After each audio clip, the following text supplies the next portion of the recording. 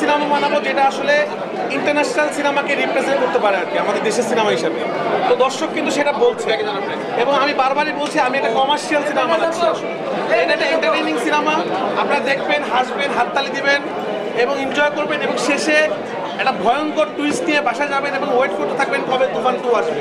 টুয়েট script লেখা শুরু হয়ে গেছে। টুয়েট স্ক্রিপ্ট আমরা লিখেই তুফান 1 বানিয়েছি, এবং আমরা তুফান 2 বানাবো। আমরা প্ল্যান করে করছি, মানে হুট করে ডিসিশন হয়নি যে আজকে আচ্ছা কাজ করে তুফান 2 বানায় ফেলি। আসলে আমরা আশা করব এটা আরও অনেক বড় লেভেলের জায়গায় যাবে, এবং বাংলাদেশের অলরেডি যে আমাদের হল মালিকরা বলেছে, হল অ্যাসোসিয়েশনরা বলেছে, ডিস্ট্রিবিউটররা বলেছে যে যেই সেল হয়েছে এক সপ্তাহে বাংলা সিনেমার ইতিহাসে এরকম সেল ওরা কোনোদিন দেখে নাই।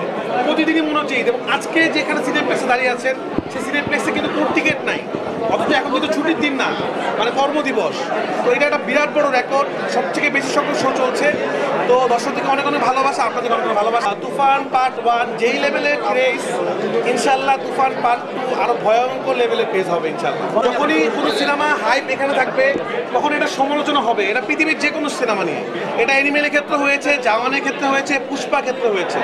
তো যখন 1 কোটি মানুষ প্রশংসা করে আর 20 জন মানুষ সমালোচনা করে, সেটাকে আসলে আমরা ধরলে সে 1 কোটি মানুষকে অপমান করা হবে।